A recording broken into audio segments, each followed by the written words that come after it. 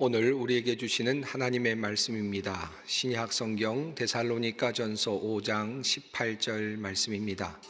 데살로니가전서 5장 18절 말씀입니다.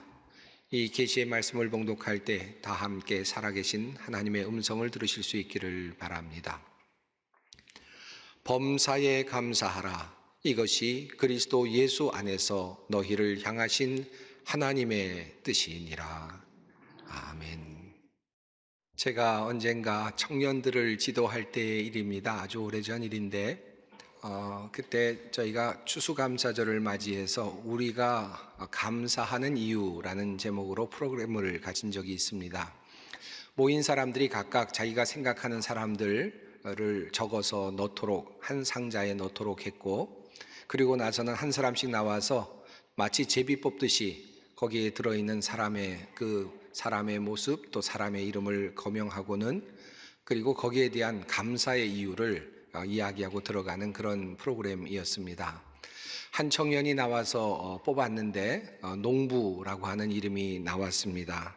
한 해 동안 하나님께서 적절한 비를 내려주셔서 많은 소출을 거두게 해주셨으니 감사합니다 라고 말하고 들어갔습니다. 또 한 사람이 나와서 쪽지를 뽑았는데 사업가라고 하는 것이 나왔습니다. 한 해 동안 우리 직원들 한 사람도 다치지 않게 하시고 어려움 없게 하셔서 또 좋은 사업의 성과가 있게 해주셨으니 감사합니다 라고 말하고 들어갔습니다. 또다시 나와서 어떤 한 청년이 쪽지를 뽑았습니다. 그런데 그가 뽑은 내용이 조금은 당황스러웠습니다. 그 쪽지에는 노숙자라고 하는 이름이 적혀 있었습니다. 무슨 말을 할까, 무엇을 감사할까, 많은 사람들이 집중을 하고 있는데 머뭇하더니 한마디를 합니다. 놀고 먹을 수 있게 해주셔서 감사합니다. 모두가 함께 웃었던 그런 기억이 있습니다. 2022년 추수감사절을 우리가 보내고 있습니다. 우리는 감사절을 맞을 때마다 항상 이런 질문을 던지죠. 우리가 감사하는 이유가 무엇일까? 우리는 무엇을 감사할까? 라고 하는 그런 질문을 항상 던지곤 합니다. 오늘 이 자리에 와 계신 우리 모든 성도님들, 또 온라인으로 예배를 드리는 모든 성도님들 마음에도 그러한 마음이 있을 것입니다. 3년여 동안 코로나로 많이 힘들었는데 이제 모든 것 회복해 주시니 감사합니다. 아마 이 마음으로 오셨을 것 같습니다. 또 어떤 분들은 코로나로 인해서 기업이 많이 어려웠고 많은 기업들이 문도 닫았는데 그래도 여기까지 이르게 하시고 그래도 근근히 버텨내게 하시고 이제 새로운 출발을 할 수 있게 해주시니 감사합니다. 아마 이 마음으로 오신 분들도 있겠죠. 또 어떤 분들은 코로나 때 정말 생명의 위험이 느껴질 만큼 코로나에 걸려서 힘들었는데 그 어려운 시간 잘 견뎌내고 극복이 되어서 이제 건강한 모습으로 이렇게 예배당까지 또 예배 자리까지 나오게 해주셨으니 감사합니다. 이런 마음으로 또 나와 앉아 계신 분들도 계실 것입니다. 우리는 늘 감사절을 맞을 때마다 이런 방식의 감사를 드리곤 합니다. 저는 이런 방식의 감사를 조건절의 감사라고 그렇게 이름을 붙여보고 싶습니다. 조건적인 감사라고도 말할 수 있겠습니다. 이러한 우리의 감사는 우리들에게 큰 신앙적인 유익이 되는 것은 물론 사실입니다. 하지만 이러한 조건절의 감사는 반대로 감사할 수 없는 조건에 있는 사람들에게는 큰 마음의 부담이 될 수도 있습니다. 무엇 때문에 감사, 무엇을 주셔서 감사, 또 취업을 하게 되어서 감사, 합격을 하여서 감사, 자녀들을 얻게 되어서 감사, 결혼을 하게 되어서 감사, 이런 감사들을 우리가 나열하다 보면 그렇게 되지 못한 사람들, 또 그런 것에서 실패한 사람들은 도리어 마음에 큰 부담이 될 수밖에 없을 것입니다. 우리 주위에서 이런 감사의 조건들을 찾지 못하는 사람들을 우리는 종종 보게 됩니다. 얼마 전 있었던 이태원 압사 사고로 인해서 많은 사람들이 생명을 잃었죠. 그리고 그와 연관된 많은 가족들이 큰 슬픔에 빠졌습니다. 과연 추수감사절인 오늘 그 가정들 그리고 그와 함께하는 모든 집안 사람들이 과연 하나님 앞에 정말 기쁨으로 추수감사절을 지킬 수 있을까 생각해 보면 정말 그럴 수 없을 것 같다라는 생각이 들지요. 한 해 동안 잘 살아왔는데, 지금까지 잘 살아왔는데 하필이면 2022년에 불치의 병에 걸려서 참 힘든 시간을 보내고 있는 사람들이 있습니다. 또 사랑하는 사람을 잃어버린 사람들도 있습니다. 또 열심히 노력했지만 시험에서 실패한 사람들도 있습니다. 또 사업에 실패를 한 사람들도 있습니다. 왜 하나님께서는 유독 오늘 또 이번 해에 이와 같은 특별히 어려운 일을 나에게 주시는가? 왜 하나님께서는 나를 이렇게 야박하게 대하시는가 하는 마음으로 입이 좀 뾰루퉁한 상태에서 감사절을 맞는 분들도 꽤 많이 있을 거라고 생각합니다.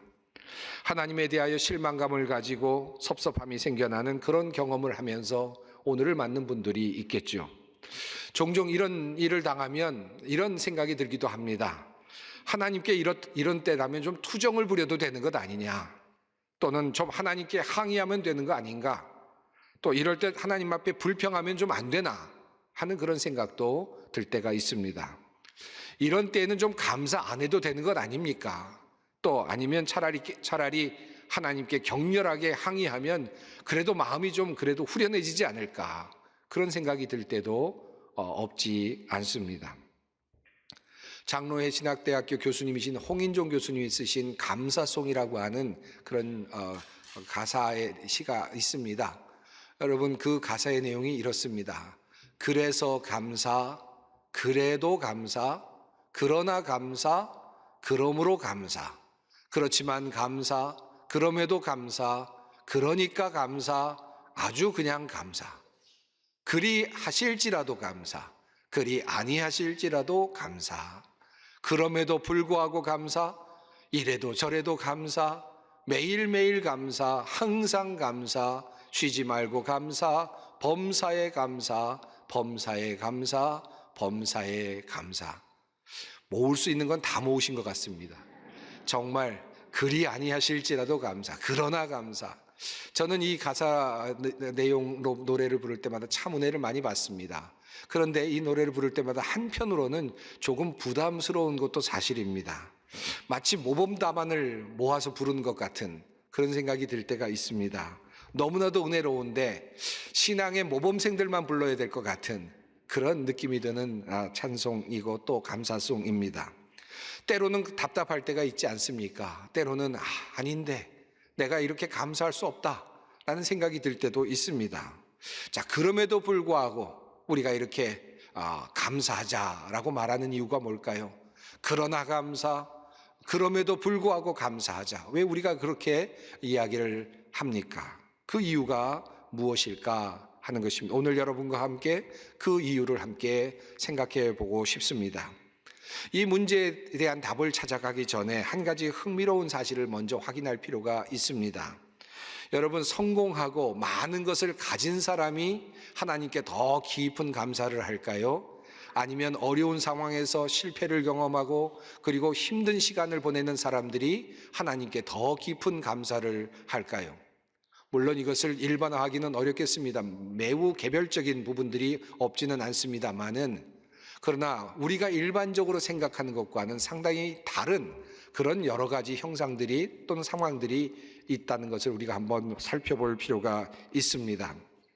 우리가 언뜻 생각하기에는 성공한 사람, 많은 것들을 가지고 있는 사람, 이런 사람들이 하나님께 더 많은 깊은 감사를 할 것 같지요. 그런데 이런 분들은 감사하다는 말을 사실은 많이 하기는 합니다만은 그 감사가 때로는 자기 자랑이 될 때가 참 많이 있습니다. 그리고 진심으로 감사할 조건을 찾아서 감사하기보다는 그저 피상적이고 사람들이 부러워할 만한 것들을 나열하면서 감사하다, 감사하다 그렇게 이야기할 때가 상당히 많이 있습니다. 우리 아들이 좋은 곳에 취직하게 되어서 감사합니다. 우리 딸이 열심히 공부해서 좋은 대학에 들어가게 해주셔서 감사합니다. 사업이 잘 되게 해주셔서 감사합니다. 이런 말들을 흔히 하는데, 그런데 어쩐지 빈말같이 느껴지고 그리고 그냥 건성으로 하는 것 같이 느껴지는 그런 감사가 많이 있습니다. 때로는 자기 자랑이 듬뿍 담겨 있어서 자랑인지 하나님께 대한 감사인지 분별하기 어려운 그런 감사들이 꽤 많이 있습니다. 하지만 실패한 사람, 어려움 속에 있는 사람들이 찾아내는 감사는 보다 깊고 우리의 마음을 뒤흔드는 경우가 상당히 많이 있음을 보게 됩니다. 제가 언젠가 7살 딸아이를 남겨두고 세상을 떠나는 어떤 분의 마지막을 함께한 적이 있습니다. 그때 그분이 했던 말을 잊을 수가 없습니다. 목사님, 나는 늦게나마 나의 막내딸을 얻은 것을 감사합니다. 남들은 어린아이를 남겨두고 가니 얼마나 마음이 아프냐고 그렇게 말을 하지만 나는 그 귀한 아이가 태어나지 않았다면 않았던 것보다 내 앞에서 7년 동안이나 재롱을 부리며 있게 해주신 하나님께 감사를 드리고 있습니다. 이 아이는 마지막까지 나에게 위로입니다. 이렇게 이야기를 했습니다. 여러분, 누가 감사할 수 있습니까? 많은 것을 가진 사람이 감사합니까? 아니요. 감사의 눈이 열린 사람, 감사할 수 있는 사람이 감사합니다. 도리어 감사의 눈은 어려움 속에서, 그리고 고난 속에서, 불행하다고 생각되는 그런 시간 속에서 도리어 눈이 열리고 더 많은 것들이 보이는 것입니다. 이것이 인생의 또 다른 신비이고 하나님께서 우리 인생에게 주신 신비입니다. 조금 돌아왔습니다. 우리는 왜 고통 속에서도 감사해야 하는가, 불행을 경험하면서도 감사해야 하는가 하는 질문을 앞에 두고 도리어 불행한 사람들이 감사의 조건을 더 많이 찾고 있다 하는 사실을 확인했습니다. 불행한 사람에게 감사의 조건이 없는 것이 아니고 도리어 진심에서 우러나오는 감사가 있다는 사실을 우리는 확인할 수 있었습니다. 참으로 신기한 일 아닙니까? 자, 그렇다면 조금 더 나아가 보십시다. 우리는 왜 범사에 감사해야 합니까? 불행 중에도 감사해야 되는 이유가 무엇입니까? 조건절의 감사가 아닌 무조건의 감사를 왜 주님은 우리들에게 요구를 하시는 것입니까? 오늘 본문 말씀을 통하여 주님은 우리에게 분명히 명령의 말씀으로 이렇게 말씀하셨습니다. 모든 일에 감사하십시오. 이것이 그리스도 예수 안에서 여러분에게 바라시는 하나님의 뜻입니다.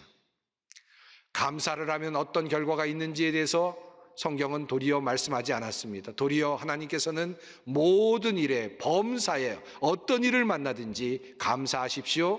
이것이 바로 하나님의 뜻입니다. 당신들이, 여러분들이 그렇게 하기를 하나님께서는 원하고 계십니다. 여러분은 그렇게 살아야 합니다. 라고 그렇게 말씀하고 있는 것입니다.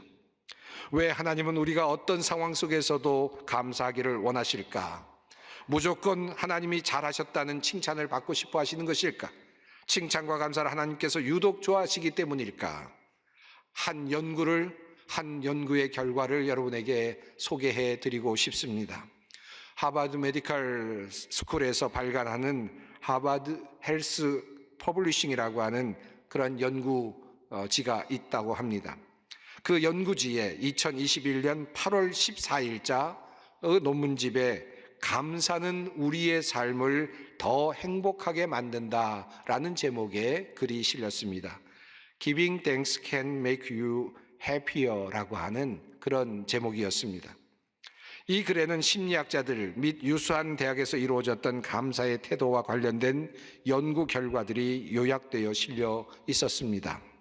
그 내용 중에 이러한 연구가 하나 있습니다. UC 데이비스 대학의 로버트 에먼스 박사와 마이애미 대학교의 마이클 맥컬로 박사의 연구입니다.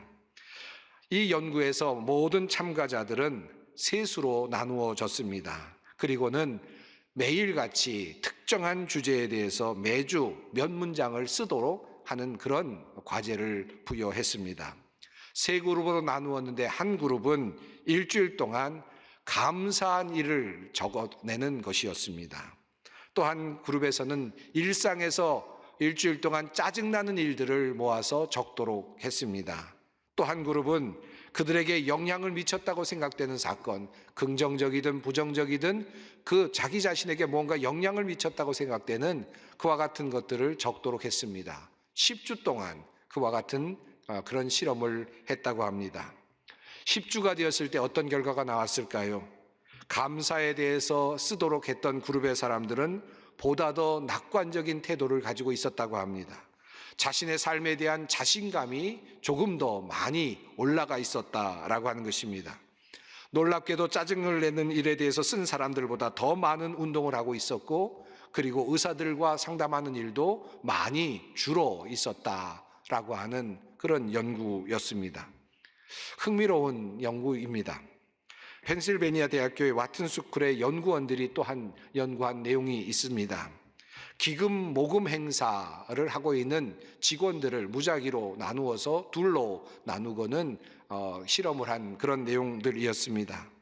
한 그룹은 늘 그랬던 것처럼 그저 전화를 걸어서 동문이나 사람 후원자들에게 기금을 달라고 모금 활동을 하는 그런 전화를 거는 일을 하도록 했습니다. 늘 하던 기금 모금의 직원들이 하는 그런 일을 하게 한 것입니다. 그리고 또 한 그룹은 늘 하던 그룹이긴 했지만 이 부분에는 기부 책임자가 아침에 나와서 항상 그들에게 감사의 격려의 말을 하도록 했습니다. 당신들이 하는 일이 너무나도 귀한 일이다 라고 하는 격려의 말을 하도록 했고, 그리고 모금을 시작하도록 하는 그런 실험을 했습니다. 흥미롭게도 감사의 말을 듣고 책임자가 나와서 앞에서 아침마다 감사하다, 여러분의 노고가 크다라고 하는 말을 듣고 모금 활동을 한 그룹이 그렇지 않은 직원들보다 50% 더 많은 기금 모금 전화를 시도했다라고 하는 그런 연구의 결과도 나와 있습니다. 흥미로운 일들이죠. 감사의 말 한마디가 가지고 있는 위력을 느낄 수 있는 연구입니다. 감사가 우리에게 무언가 힘을 불어넣고 있다라고 하는 사실을 알려주는 연구입니다. 세상적이고 과학적인 그런 연구가 우리에게 감사해야 할 이유를 알려주고 있는 듯 보이기도 합니다. 왜 우리가 감사해야 되는가? 감사할 조건이 없어 보임에도 불구하고 우리가 감사해야 되는 이유가 무엇일까? 사실 감사해야 되는 이유는 우리가 살기 위해서입니다. 우리가 조금 더 행복해지기 위해서입니다. 하나님을 위해서가 아니라 바로 나 자신을 살리기 위해서라는 말씀입니다. 우리는 조건절에 감사를 많이 생각하죠. 그렇게 되면 그 감사는 마지막에 항상 위치를 합니다. 어떤 일이 있었고 어떤 일에 대해서 내가 감사를 하는 것이죠. 어떤 사람이 나에게 무엇인가를 줍니다. 무슨 일을 합니다. 그것 때문에 내가 감사가 생깁니다. 그래서 그 감사는 마지막이 됩니다. 그 감사는 항상 결과물이 되지요. 그래서 항상 감사를 하려면 이런 상황 속에서는 원인을 찾으려고 합니다. 이유가 뭐지? 무슨 이유로 내가 감사를 해야 되지? 그리고 마지막에 그 귀결점에 감사가 놓여지지요. 그런데 성경이 우리에게 말하고 있는 그 감사는 도리어 귀결점이 아닙니다. 도리어 출발점입니다. 감사를 하면 놀라운 일이 시작된다는 것입니다. 감사를 하면 놀라운 일이 하나님과 함께 역사적으로 나타나기 시작한다라고 하는 말씀입니다. 감사를 하게 되면 모든 것들이 열립니다. 칭찬을 하게 되면 고래도 춤을 춘다고 하지 않습니까? 칭찬을 하고 감사를 하는 언어를 주님 앞에 올려드리게 되면 하나님과의 관계가 열립니다. 실망을 하고 불평을 하면 하나님과의 관계가 닫힙니다.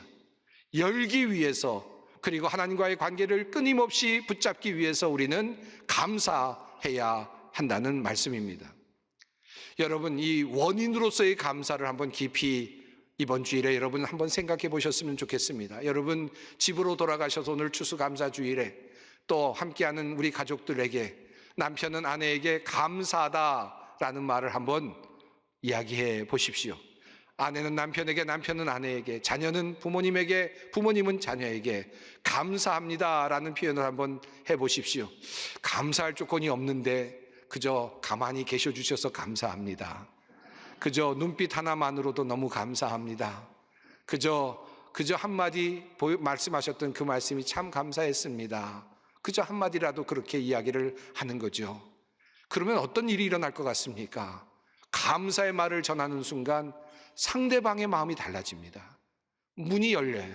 그리고 마음이 누그러집니다. 그리고 또 감사할 것을 찾게 되죠.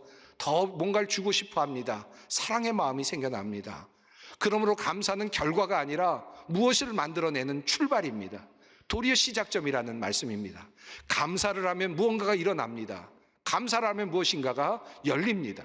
하나님과의 관계도 열리고 남편과 아내의 관계도 열리고 사람과 사람 사이의 관계도 열리게 된다는 말씀입니다.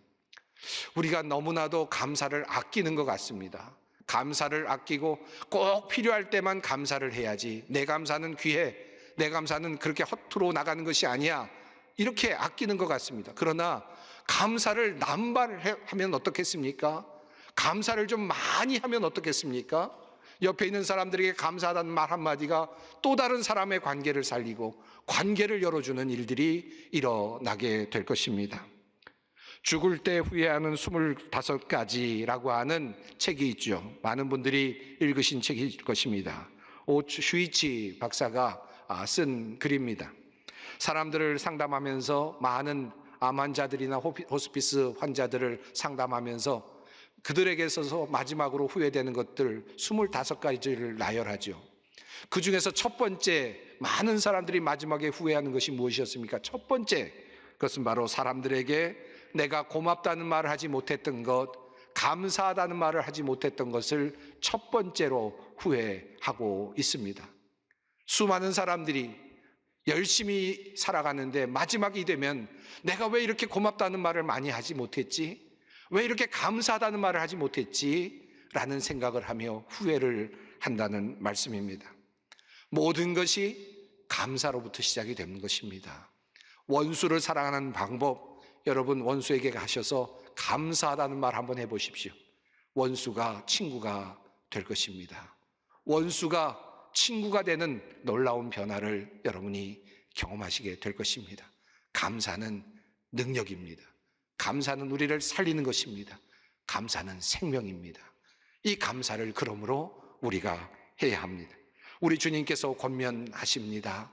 그리스도의 평강이 너희 마음을 주장하게 하라.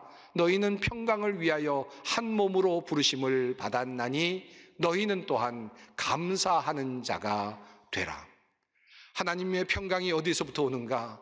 하나님을 향하여 감사하는 자들에게 하나님의 평강이 온다는 말씀입니다. 평강을 누리길 원하면 감사해야 하는 것입니다. 감사하는 사람이 누리는 복이 있습니다. 그러므로 주님은 말씀하십니다. 범사에 감사하라. 이것이 그리스도 예수 안에서 너희를 향하신 하나님의 뜻이니라. 범사에 감사하라. 무슨 일에든지 감사하라. 하나님의 뜻이다. 너희를 향한 뜻이다. 이것이 너희를 향하는 하나님의 뜻이다. 너희를 살리는 무기가 될 것이다. 너희를 살리는 복이 될 것이다. 감사하라. 주님께서는 말씀하십니다.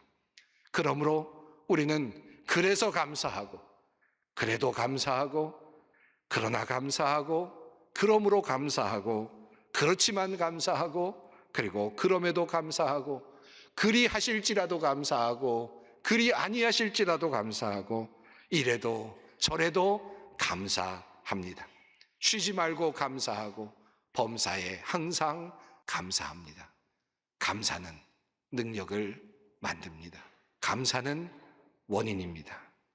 범사에 감사하라. 이것이 그리스도 예수 안에서 너희를 향하신 하나님의 뜻이니라. 기도하겠습니다. 하나님, 추수감사주의를 보내며 우리가 감사해야 하는 이유를 다시 생각합니다. 무엇 때문에 감사가 아니라 감사가 우리를 살리는 힘이며 능력임을 알게 하시니 감사합니다. 감사를 통해 주님의 관계가 깊어지고 감사의 언어를 통해 우리의 삶이 더 풍성한 열매로 가득하게 하옵소서. 우리 주 예수 그리스도의 이름으로 기도드립니다. 아멘.